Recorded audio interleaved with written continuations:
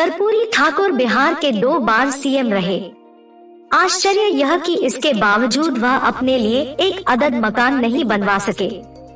आज के राजनीतिज्ञों के ऐशो आराम और धन संपदा को देखकर किसी को भी अचरज हो सकता है कि कोई सीएम ऐसा भी हो सकता है क्या।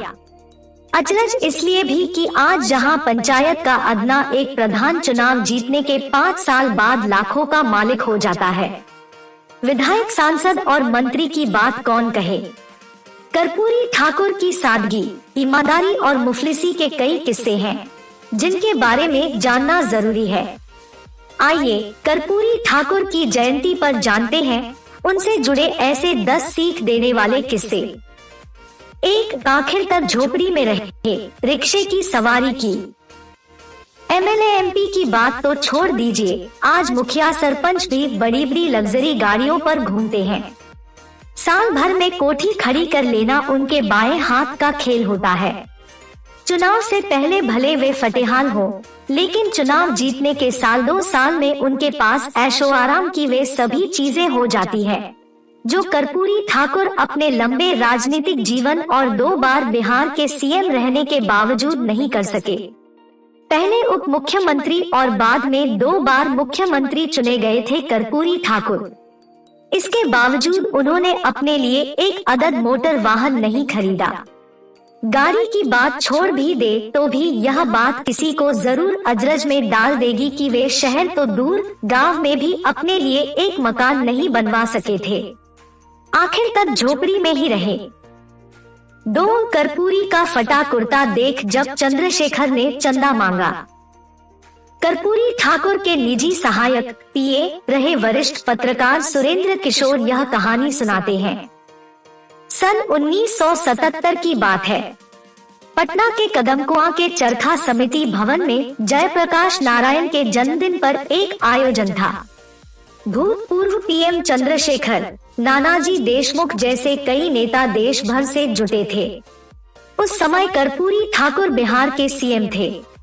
कर्पूरी ठाकुर उस कार्यक्रम में फटा और टूटी चप्पल पहनकर कर्पूरी ठाकुर को देख समाजवादी नेताओं में यह चर्चा चली कि किसी मुख्यमंत्री को ठीक से जीवन गुजारने के लिए कितनी पगार होनी चाहिए। बात पर हंस पड़े। तब चंद्रशेखर से उठे और अपने कुर्ते का फंड आगे का निचला हिस्सा फैला कर सबसे बोले, कर्पूरी जी के कुर्ता फंड में आप लोग दान दीजिए। वही कुछ 100 रुपए इकट्ठे हो गए। जब कर्पूरी जी के हाथ में पैसा थमा कर कहा गया कि इन रुकने लिए, तो कर्पूरी ठाकुर ने कहा, उनका कहना था कि जीपकार में तेल भराने लायक उनकी आमदनी नहीं है। उनकी जो आमदनी है उससे घर में दाल रोटी का बंदोबस्त कर पाना ही मुश्किल है। 5. बेटे की बीमारी में सरकारी मदद लेने से मना कर दिया। जयंत जिज्ञासु ने अपनी किताब में कर्पूरी ठाकुर से जुड़े एक और प्रसंग का जिक्र किया है। कर्पूरी ठाकुर के छोटे बेटे का सिलेक्शन डॉक्टरी की पढ़ाई के लिए हो गया था। इस बीच उसकी तबीयत खराब हो गई। उसे दिल्ली के राम मनोहर लोहिया अस्पताल में भर्ती कराया गया। हार्ट की बीमारी का पता चला, ऑपरेशन जरूरी था। तब की पीएम इंदिरा गांधी को जब पता चला तो वह अस्पताल में देखने गई।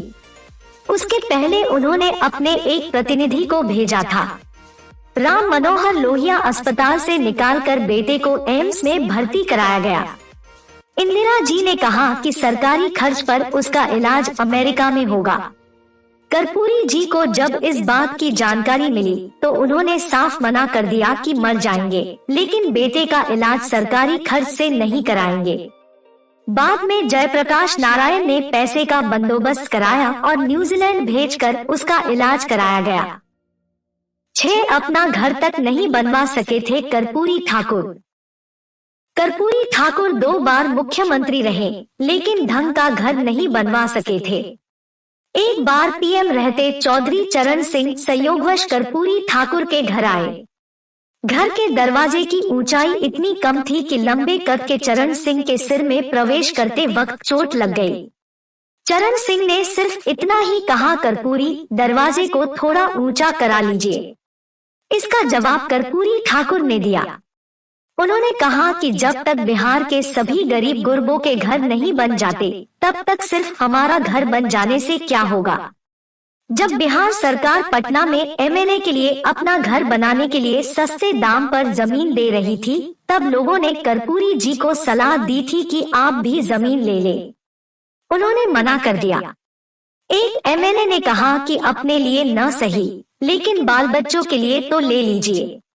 इसके जवाब में कर्पूरी ठाकुर ने कहा था सब अपने गांव में रहेंगे। कर्पूरी के निधन के बाद हेमवती नंदन बहुगुणा जब उनके गांव गए तो उनकी पुश्तैनी झोपड़ी देखकर रो पड़े थे। उनको इस बात से आश्चर्य हुआ कि 1952 से लगातार जो आदमी एसएलए रहा, 2 बार मुख्यमंत्री बना, वह आदमी अपने लिए कहीं ढंग का एक मकान नहीं बनवा पाया। 7 जब निजी सचिव की जूठी थाली खुद उठाई। वरिष्ठ पत्रकार सुरेंद्र किशोर एक और प्रसंग का जिक्र करते हैं जिससे कर्पूरी ठाकुर की महानता का पता चलता है। सुरेंद्र किशोर 1972 से 73 के दौरान कर्पूरी ठाकुर के निजी सचिव रहे। उन्होंने बताया कि सन 1972 की बात है। कर्पूरी ठाकुर बिहार विधानसभा में प्रतिपक्ष के नेता थे। विधानसभा भवन स्थित अपने कक्ष के मुख्य टेबल पर उनके और कर्पूरी जी के लिए दोपहर का खाना आया। वह खाना खाकर पहले ही उठ गए, हाथ धोने बेसिन की ओर चले गए। उन्होंने अपनी जूठी थाली टेबल पर ही छोड़ दी थी। कर्पूरी जी ने जब अपना खाना खत्म किया तो उन्होंने एक हाथ से अपनी और दूसरे हाथ से उनकी यानी अपने निजी सचिव की थाली उठाई और उसे कमरे के बाहर रख दिया। कर्पूरी जी भी हाथ धोने चले गए। बेसिन थोड़ा दूर था। इस बीच वहां आ गए।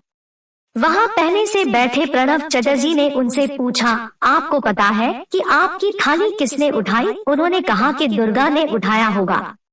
दुर्गा कैंटीन का स्टाफ था। बक्सर के पूर्व विधायक प्रणव जी ने कहा कि नहीं, आपकी जूठी थाली खुद कर्पूरी जी ने उठाई और बाहर रखा।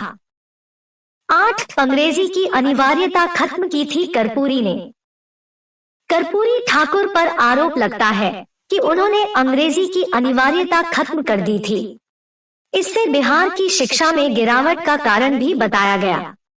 कर्पूरी ठाकुर ने पूत भावना से यह कदम उठाया था।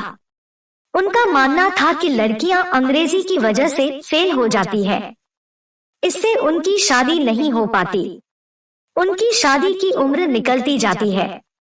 समाज की इस पीड़ा को कर्पूरी ठाकुर ने महसूस किया और अंग्रेजी की अनिवार्यता खत्म की। वह अंग्रेजी के विरोधी नहीं थे। 9 जब पुलिस हिरासत में मरे डोम को मुखाग्नि दी। कर्पूरी ठाकुर कितने क्रांतिकारी मिजाज के थे, इसको समझने के लिए यह उदाहरण काफी है। 1977 में जब वह मुख्यमंत्री थे तो पुलिस हिरासत में नगर निगम के एक सफाई कर्मी ठकैता डोम की पुलिस हिरासत में मौत हो गई। उन्होंने मौत की जिम्मेवार पुलिस को माना, अंतिम संस्कार में शामिल हुए। इतना ही नहीं, ठकैता डोम को उन्होंने बेटे की तरह मान देते हुए मुखाग्नि दी। 10 गरीब परिवार में जन्म, मुफलिसी में हुई थी मौत। 24 जनवरी 1924 को बिहार के समस्तीपुर जिला के पितौजिया, अब कर्पूरी ग्राम निवासी गोकुल ठाकुर और रामदुलारी देवी के घर कर्पूरी ठाकुर का जन्म हुआ था। उनके पिता गोकुल ठाकुर नाई का काम करते थे। कर्पूरी जी भारत छोड़ो आंदोलन के समय 26 महीने जेल में रहे। उनकी सादगी की कहानी सुनकर आज भी संवेदनशील लोगों की आंखें डबडबा जाती है। पढ़ाई के समय से ही कर्पूरी ठाकुर आजादी की लड़ाई में अंग्रेजों के खिलाफ भिड़ गए थे। 2 साल तक अंग्रेजों ने उनको जेल में रखा। भारत छोड़ो आंदोलन में शामिल होने के लिए कर्पूरी ठाकुर ने बीए की पढ़ाई बीच में ही छोड़ दी थी। जेल से बाहर आने के बाद वे समाज सेवा और गरीब गुरबों को आगे बढ़ाने के काम में जुट गए। बाद में उन्हें शिक्षक की नौकरी मिली। 1952 में वे बिहार असेंबली के मेंबर चुने गए। सोशलिस्ट पार्टी के टिकट पर ताजपुर सीट से उन्होंने पहली बार जीत दर्ज की थी। वे बिहार के मंत्री, उप मुख्यमंत्री और 2 बार मुख्यमंत्री बने।